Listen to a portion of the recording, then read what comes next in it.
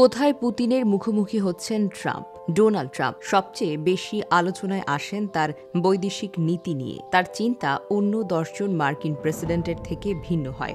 বিশেষ করে ট্রাম্প ক্ষমতায় থাকাকালে রাশিয়ার প্রতি যুক্তরাষ্ট্রের নীতি থাকে অনেকটাই নমনীয়। আর এই জন্যই হয়তো ট্রাম্পকে পছন্দ করেন রুশ প্রেসিডেন্ট ভ্লাদিমির পুতিন। শোনা যায় ট্রাম্প দ্বিতীয় দফায় হোয়াইট হাউসের বাসিন্দা হন। ভ্লাদিমির পুতিনও তেমনটাই চেয়েছিলেন। নির্বাচনে জয়ী হওয়া ট্রাম্পকে অভিনন্দন জানিয়েছেন রুশ প্রেসিডেন্ট। তিনি হয়তো আশা করেছেন এবার ওয়াশিংটন মস্কোর সম্পর্কের বরফ কিছুটা হলেও গলবে। এদিকে যত দ্রুত সম্ভব রাশিয়া ইউক্রেন যুদ্ধ শেষ করতে চান যুক্তরাষ্ট্রের প্রেসিডেন্ট ডোনাল্ড ট্রাম্প। সেই জন্য রুশ প্রেসিডেন্ট ভ্লাদিমির পুতিনের সঙ্গে বৈঠক করতেও প্রস্তুত বলে জানিয়েছে তিনি। এরই মধ্যে শোনা যায় ট্রাম্পের সঙ্গে ভ্লাদিমির পুতিনের বৈঠকে তোড়জোড় শুরু করেছেন মার্কিন কর্মকর্তারা। ব্রিটিশ সংবাদ মাধ্যম রয়টার্স জানিয়েছে যত দ্রুত সম্ভব পুতিনের সঙ্গে মুখোমুখি বসতে চান ট্রাম্প। বিশ্বের শীর্ষ ক্ষমতাধর দুই প্রেসিডেন্টের মধ্যকার শীর্ষ বৈঠকটি হতে পারে সৌদি আরব কিংবা সংযুক্ত আরব আমিরাতে। এই আলোচনা সম্পর্কে অবগত রাশিয়ার দুটি কর্মকর্তা রয়টার্সকে এই সকল তথ্য জানিয়েছে। তবে ট্রাম্প পুতিন শীর্ষ